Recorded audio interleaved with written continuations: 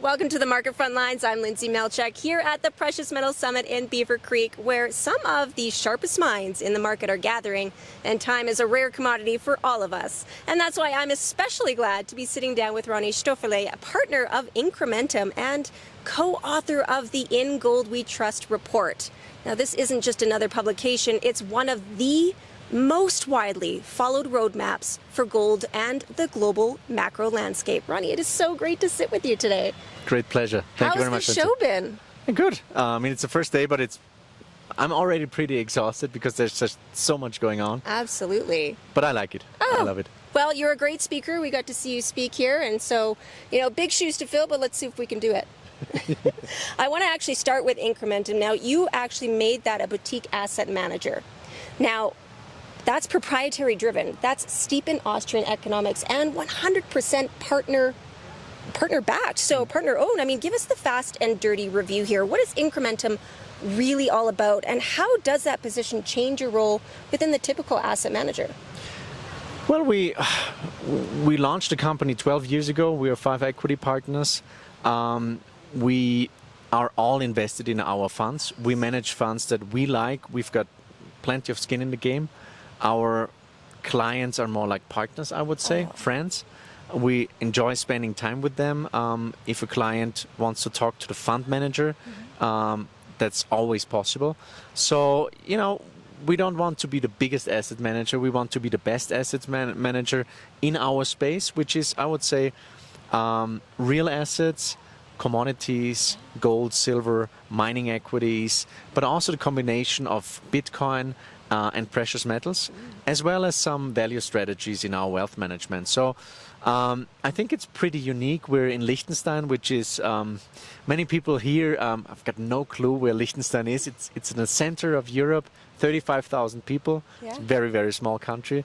And yeah, we all really enjoy what we're doing, and I think that's the key to success. That is one of the major keys to success for sure. I want to actually, really unpack your latest report, and that's the big long nod to The Big Short, of course. So strip down that to its core thesis there. I mean, what's the philosophical pivot here, and really, why is it time for those retail investors to sit up and really start taking notice? Well, I think the main thesis of this year's report is that now it's time for what we call performance gold. Yeah. So we say that's according to the so-called Dow theory, Charles Dow. He said every big trend has 3 different stages. There's the accumulation phase, which is the first phase, where it's very contrarian to buy into an asset. So that's basically you go to a cocktail party and say, I'm buying gold, and people will say, come on, Lyndsay, why do you buy gold? I mean, that's like the worst asset you can buy. So that's the contrarian stage. And the second stage is the so-called public participation phase. So this is the longest part of the trend where, analysts are raising their forecasts. You're seeing that the media is getting interested again. You're seeing that there's more volume coming in. So this is when you go back to the cocktail party and say, I'm buying gold. People say, yeah, I also considered buying gold. I raised my allocation.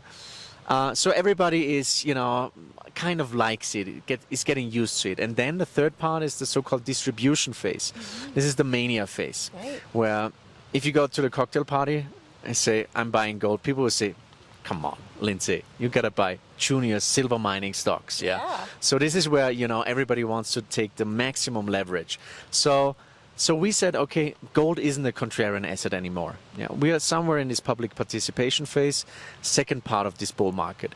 What you now really need to own is performance gold, which is mining equities, silver, and gold and silver stocks in general. So now is the time when, gold is always moving first, and then with the time lag, silver, the mining stocks, and also commodities follow. Mm-hmm. And this is exactly the time that we're seeing now with the breakouts, mining stocks, silver, and also to some degree commodities now following. Well, that's one of the things that we're seeing here in this summit is that it's not just one metal anymore. There are multiple players in the game. So I actually want to flip that over and just continue on with that report. I mean, if a viewer was to walk away with just one insight, just one, I mean, from this 19th edition, from this high-stakes gold Bible, what would be that one insight you would want to burn into their mind? As easy as it sounds, I would say bull market. Gold is now in a very well-established bull market, and we have to ride this bull. We have to make use of every correction, and this is what we're seeing in the chart. You know, gold broke out of this long, consolidation pattern. It basically went sideways for 4 years. Yeah. Now it broke out, and we're only seeing very, very shallow corrections. Why? Because so many people missed the gold train leaving the station, and now they want to enter. So, there's so much cash on the sidelines that actually those corrections are really very, very shallow. So, capitalize on this bull market by leverage in the form of silver and mining equities that are still vastly underowned. And that's as simple as it sounds. And, here there's like 1,700 mining investors. Yeah. And we think that we are like the center of the investment world. And we're all super excited. But then on the other hand, the rest of the world, they couldn't care less about silver. They couldn't care less about mining stocks. They think it's already too late. They missed the party. So I think, we still have 2, 3, 4 really good years to go. Right, absolutely. I couldn't agree more. Let's do a round of fast finance. Okay. What 3 real and tell indicators define this current gold cycle? What tells you that we're actually moving the needle? I mean, is this real rates? Is this trust erosion? Is this central bank stacking? I mean, what's your shortcut to clarity here? Central bank action. We've seen 3 years in a row with more than 1,000 tons of gold being purchased by central banks, mostly central banks from emerging markets. This will continue with all these geopolitical developments where the world is basically breaking into 2 different blocks.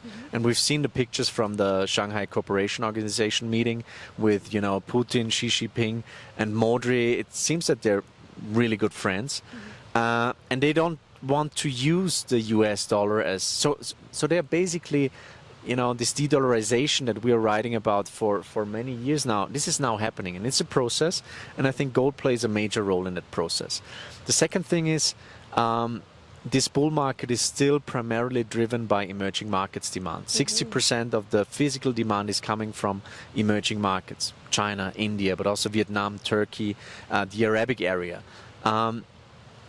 If those economies will continue to grow at a faster pace compared to industrialized nations, this will be like a natural tailwind for gold demand. Because if you go to Dubai, if you go to India, gold plays a major role, a much more important role compared to the Western world. And then I think the third major driver will be a weak US dollar. We're seeing, what's usually only happening in banana republics. The president is openly criticizing the central bank and really threatening the central bank to lower interest rates. I think lots of damage has been done. And, this trust erosion that we're seeing, trust is very asymmetrical. You can build up trust for 40 years. And then in one moment, 1 second, trust is gone. So I think that's 3 of my main pillars of this positive case for gold. Well, I want to unpack that central bank topic just a little bit more. What we're seeing is emerging, central banks. They're actually hoarding the gold, and those Western retails they're coming up a little bit late. So, is this accumulation driving the bull, for one, or is it just amplifying it? I mean, what's your read here? I think it's the foundation of this bull market, yeah. I mean, 1,000 tons of gold per year, that's like, let's say, more or less 30% of annual production. It is a significant driver, and I think that's, I made this comparison with the world of professional wrestling, with the heel turn, where, in wrestling, if the bad guy, if he's so popular with the audience, yeah, with the supporters, they say, okay, he has to be the good guy, like with The Rock, yeah, who's now the famous action star, obviously, yeah. And I think we're seeing something similar in the grand scheme of things in central banking and in the monetary system, actually, where we've seen that, gold as an allocation for central banks was in a downtrend for more than 20 years. And just recently we saw that I think central banks on average are holding now 26% in gold, which is the highest I think in the last 30 years. So there's like, this heel turn is happening. Central banks, especially from emerging markets, they realize, well, actually we want a neutral, a liquid, and a non-inflatable reserve. Mm-hmm. And, if you don't want to hold US treasuries, you want to hold European bonds. I'm not sure. Japanese bonds, not sure. So I think it's pretty logical to at some point arrive at gold, which has always been the primary, reserve asset of central banks. Yeah. Okay. So let's flip the topic just a little bit here. If somebody was to say build a very lean portfolio, what would be a smart mix of physical, of ETFs, miners, and really what would be the biggest rookie mistake that you would warn them against? Biggest rookie mistake, that's a good one.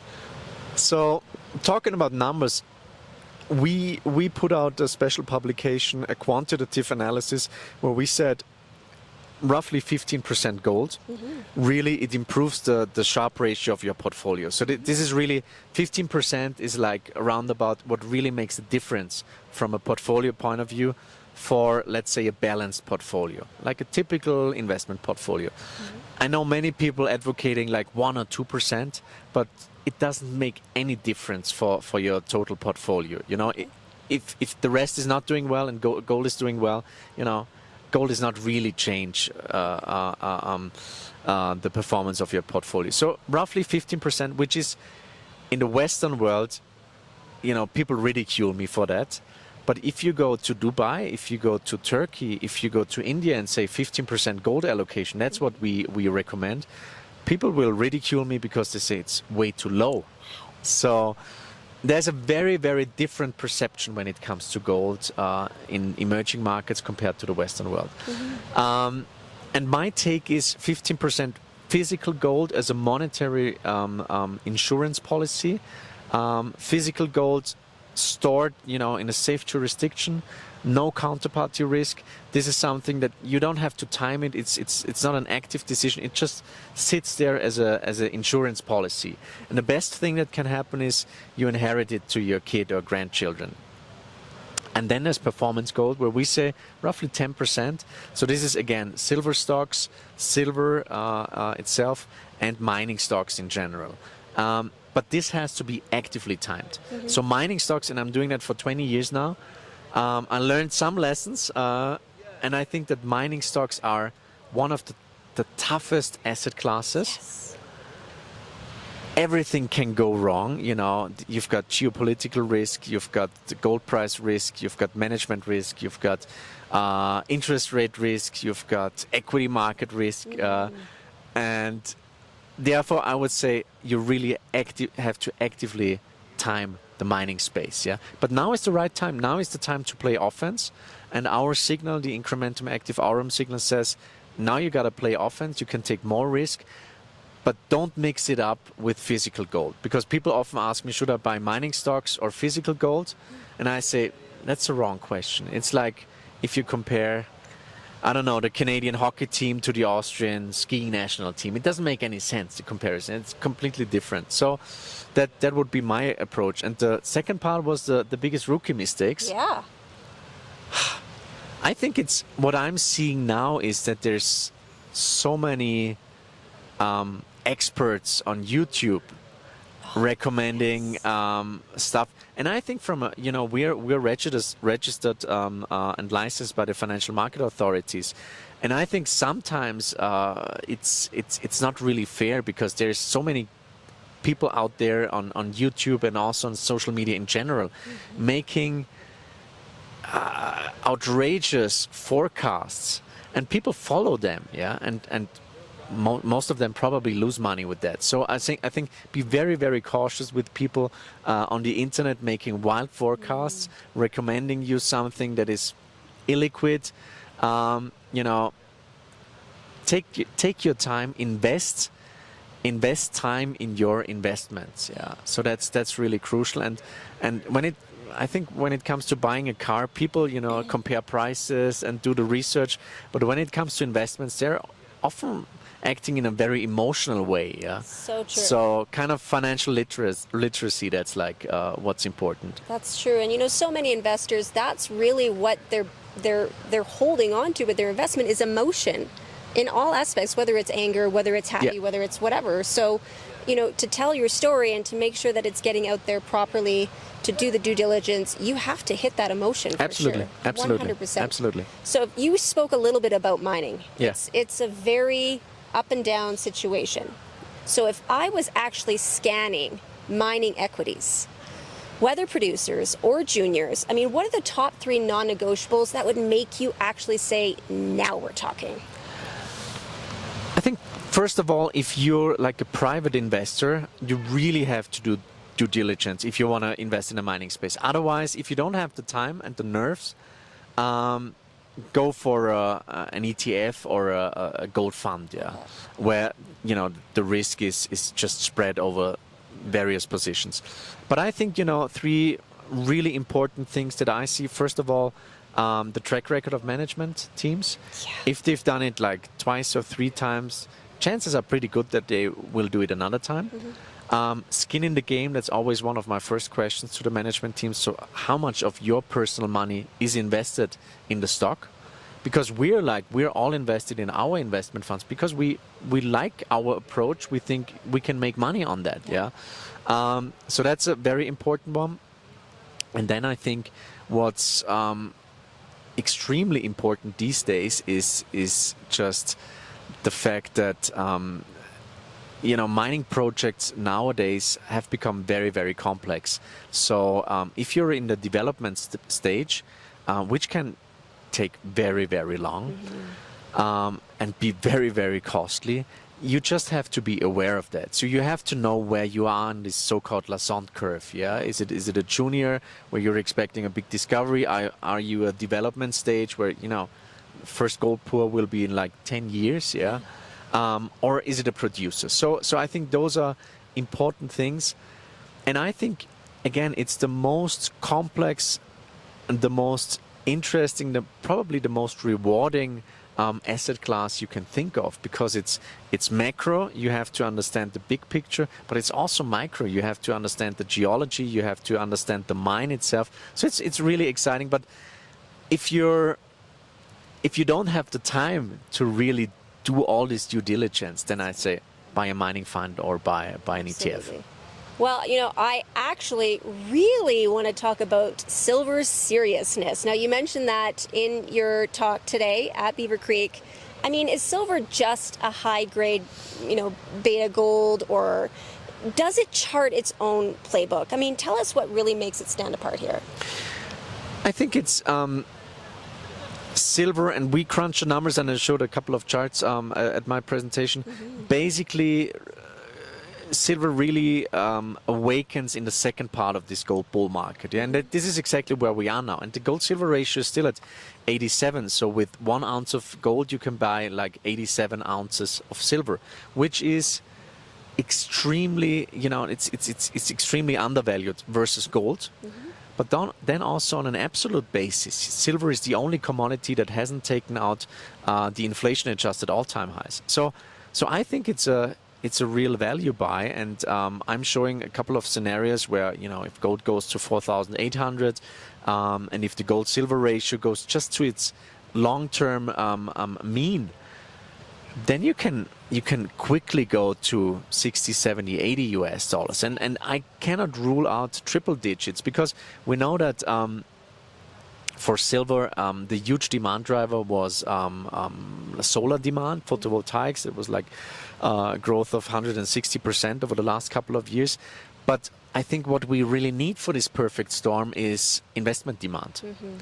And we haven't really seen that. Now, I think there will be a time when people say, well, gold is actually, it's gone too far, it's too expensive. Let's consider the little brother. You know, it hasn't made any new all-time highs yet. It's cheap relative to gold. There's also a fundamental case, you know, that's not only the monetary case like with gold, but there's also kind of the green case for silver. It's now a critical mineral. So I think that from a risk-reward perspective, silver is much more interesting than gold at the moment. But we all know that, you know, it's much more volatile. It's like 3-to-1, not only on the upside, but also on the downside. Absolutely. So we're hearing a lot more whispers about silver here this summit, and it's exciting to hear all of that momentum going forward. Let's go back to gold for a second. I mean, are we talking, you know, are we talking paper hand or diamond hand here? So, you know, if gold dipped another 10, 15%, what's your counsel for long-term investors? I actually hope that it's going to dip 10 to 15% because the last couple of days were crazy. We're up $300 basically in 2 weeks. And I think it would really be healthy to if gold would take a breather. Okay. But then on the other hand, it seems that there's just so much momentum behind this move, and there's like September has by far the best seasonals. Then we're seeing that, you know, the dollar is, from my point of view, about to break lower. We're seeing that the rates will be cut in September, perhaps even 50 basis points. So there's, I think the price of gold already smells all those developments, but I think the market hasn't really realized what's going on. So can we see like $4,000 this year? Easily, easily. But I think for the long-term chart, it would be nice if gold would really see some sort of a correction, because the sentiment is already very, very positive. But then on the other hand, those extreme overbought situations, that's just a sign of the strength of a bull market. Yeah.